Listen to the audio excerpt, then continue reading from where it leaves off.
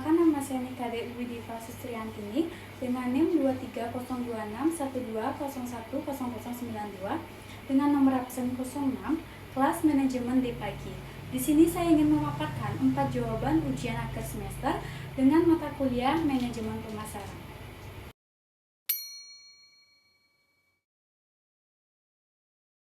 Untuk soal yang pertama yaitu 4 elemen bauran pemasaran yang dikenal dengan istilah 4P, terdiri dari produk, price, place, dan juga promotion. Yang pertama ada produk. Elemen ini mencakup barang atau jasa yang ditawarkan kepada konsumen. Produk harus memenuhi kebutuhan dan keinginan konsumen. Adapun implementasinya yaitu dari perusahaan Coca-Cola. Coca-Cola menawarkan berbagai jenis minuman, termasuk soda, air mineral, teh, dan juga jus. Mereka juga menyediakan variasi rasa seperti Coca-Cola Zero dan Coca-Cola Diet untuk menarik segmen pasar yang berbeda. Yang kedua ada price atau harga. Harga adalah jumlah uang yang harus dibayarkan kepada konsumen untuk mendapatkan produk. Strategi penetapan harga dapat berpengaruh besar pada daya tarik produk. Adapun implementasinya yaitu dari perusahaan Coca-Cola, yang dimana Coca-Cola menerapkan strategi harga kompetitif dengan menyesuaikan harga produk sesuai dengan pasar. Mereka juga sering memberikan diskon ataupun promosi dalam bentuk bundling untuk meningkatkan penjualan. Yang ketiga itu ada place atau tempat, yang dimana elemen ini merujuk pada lokasi produk tersebut didistribusikan. Saluran dan distribusi yang tepat sangat penting untuk menjangkau pelanggan. Adapun contoh implementasinya yaitu pada perusahaan Coca-Cola, yang dimana Coca-Cola memiliki jaringan distribusi yang luas, menjual produknya di berbagai tempat termasuk supermarket, restoran, dan juga penjualan otomatis. Mereka juga bekerja sama dengan pengecer untuk memastikan produknya selalu tersedia. Nah, untuk yang terakhir ada promotion atau promosi, yang dimana promosi mencakup semua aktivitas yang dilakukan untuk menginformasikan dan meyakinkan konsumen tentang produk tersebut. Ini termasuk iklan, promosi penjualan, ataupun hubungan masyarakat. Nah, adapun contoh implementasinya yaitu dari perusahaan Coca-Cola, yang dimana Coca-Cola terkenal dengan kampanye iklannya yang kreatif dan inovatif, seperti Taste the Feeling. Mereka juga aktif di sosial media dan sering melakukan promosi dan kolaborasi dengan acara-acara besar.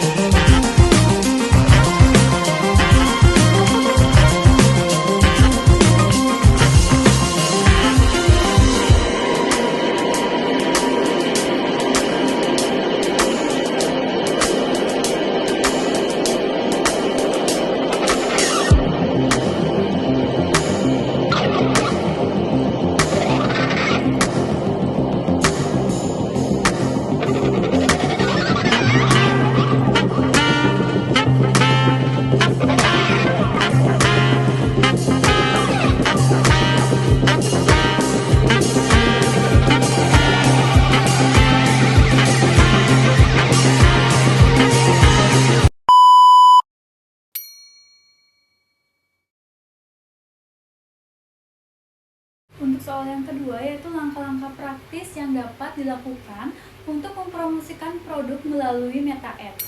Nah, untuk mempromosikan produk melalui Meta Ads yang sebelumnya dikenal dengan istilah Facebook Ads, yang dimana langkah-langkah yang praktis yang dapat dilakukan itu yang pertama ada buat halaman bisnis di Facebook. Nah, sebelum memulai iklan, Anda perlu memiliki halaman bisnis di Facebook. Hal ini penting karena iklan hanya dapat dibuat melalui halaman bisnis tersebut. Yang kedua ada akses Facebook Ads Manager. Nah, masuk ke akun Facebook Anda, lalu buka Facebook Ads Manager. Yang ketiga yaitu ada tentukan tujuan kampanye. Nah, pilih tujuan spesifik untuk kampanye Anda. Facebook menawarkan berbagai tujuan seperti kesadaran merek, lalu lintas, keterlibatan, dan juga konversal. Pilih tujuan yang sesuai dengan apa yang ingin Anda capai. Selanjutnya, yang keempat ada beri nama kampanye. Nah, berikan nama yang jelas untuk kampanye Anda. Ini akan membantu Anda dalam mengelola dan memantau kampanye di kemudian hari. Selanjutnya, itu yang kelima ada atur anggaran dan juga jadwal. Nah, tentukan berapa banyak yang ingin Anda belanjakan untuk iklan. Anda bisa memilih anggaran harian ataupun total. Selanjutnya, yang keenam ada targetkan audiens. Nah, pilih audiens yang ingin Anda jangkau berdasarkan lokasi, usia, jenis kelamin, dan juga minat. Ini penting untuk memastikan iklan Anda dilihat oleh orang-orang yang relevan. Selanjutnya, yang ketujuh itu ada pilih penempatan iklan. Nah, Anda dapat memilih di mana iklan Anda akan ditampilkan, seperti di beranda Facebook, Instagram, atau audience network. Pilih penempatan yang tepat dapat meningkatkan efektivitas iklan. Selanjutnya yang ke-8 buat iklan Anda. Pilih format iklan yang ingin dilakukan, seperti gambar, video, atau kurusal. Masukkan teks dan media yang sesuai dengan dan menarik perhatian audiens. Selanjutnya yang ke-9, atur tautan dan call to action atau CTA, yang dimana untuk memilih halaman yang relevan dan pilih CTA yang sesuai, seperti belanja sekarang atau pelajari lebih lanjut. Selanjutnya yang ke-10 ada tinjau dan kirim iklan. Sebelum meluncurkan, tinjau semua detail iklan untuk memastikan semuanya sesuai. Setelah puas, klik kirim untuk mempublikasikan iklan Anda. Selanjutnya yang terakhir ada pantau dan analisis kinerja iklan. Setelah iklan ditayangkan, gunakan Facebook Ads Manager untuk memantau kinerja iklan. Nah, perhatikan metrik seperti jumlah klik, tayangan, dan konversal untuk mengoptimalkan strategi yang Anda di masa mendatang.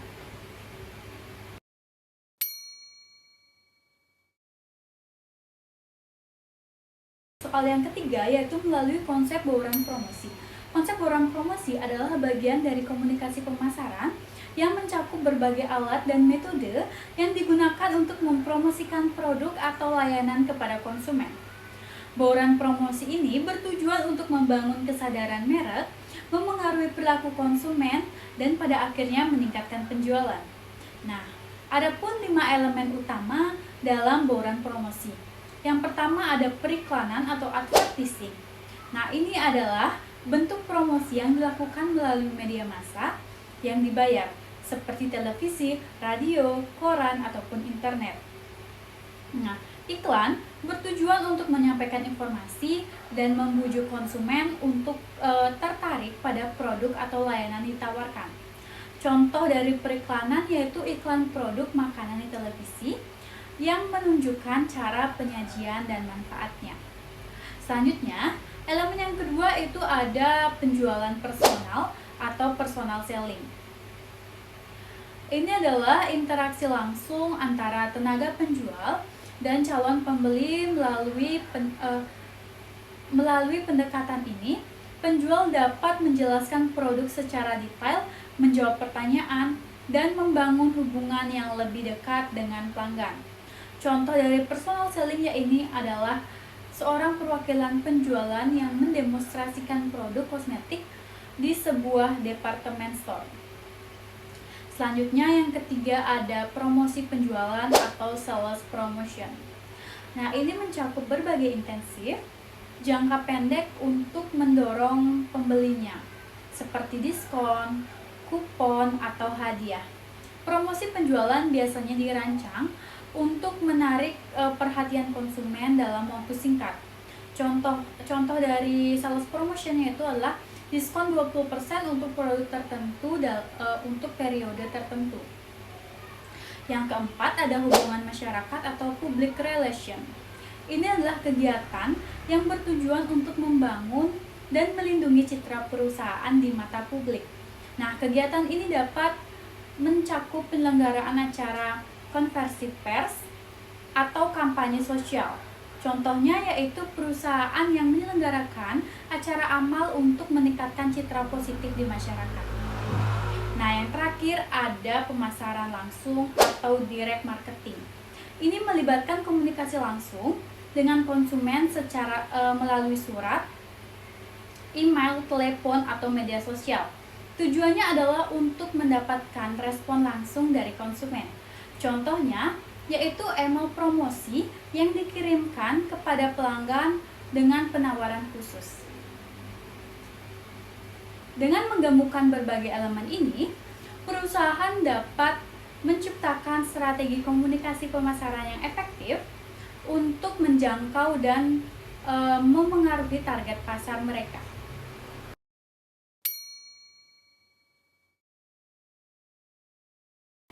Baik, untuk soal yang keempat dari konsep kepuasan pelanggan.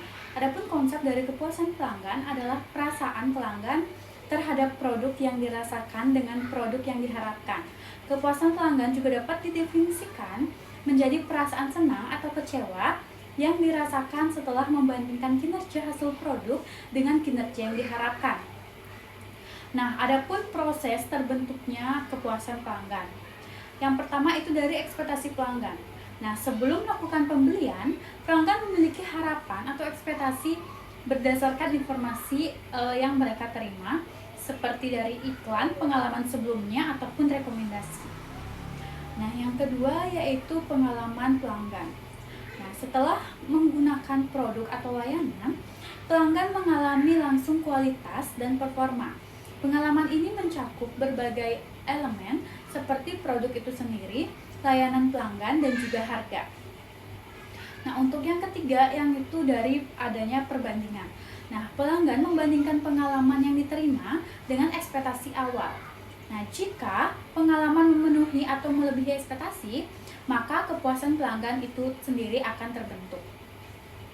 Nah, untuk yang keempat itu ada evaluasi dan refleksi. Nah, pelanggan kemudian mengevaluasi pengalaman tersebut. Ini bisa dilakukan secara pribadi atau dengan berbagai pendapat kepada orang lain. Selanjutnya, yang kelima itu ada tindakan lanjutan.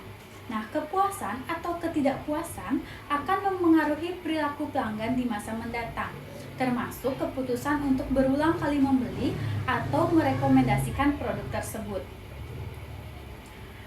Selanjutnya, ada pula dampak kepuasan pelanggan bagi perusahaan. Yang pertama itu terjadi loyalitas pelanggan. Nah, pelanggan yang puas cenderung lebih loyal dan akan terus-menerus melakukan pembelian di masa depan, yang mengurangi biaya akuisisi pelanggan baru. Selanjutnya yang kedua itu ada rekomendasi.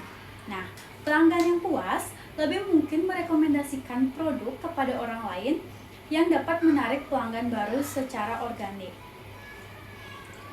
Selanjutnya, yang ketiga itu ada pengurangan biaya pemasaran. Nah, dampak adanya pelanggan loyal yang merekomendasikan produk, perusahaan dapat mengurangi biaya pemasaran untuk menarik pelanggan baru. Selanjutnya, yaitu adanya peningkatan pendapatan. yang dimana kepuasan pelanggan dapat berkontribusi langsung pada peningkatan penjualan, baik melalui pembelian ulang maupun pembelian tambahan. Selanjutnya yang kelima itu ada umpan balik positif. Nah, pelanggan yang puas cenderung memberikan umpan balik yang positif yang dapat memperkuat reputasi merek dan menarik lebih banyak pelanggan. Dengan memahami proses dan dampak kepuasan pelanggan, perusahaan dapat menyusun strategi yang lebih baik untuk meningkatkan pengalaman pelanggan dan mendorong pertumbuhan bisnis.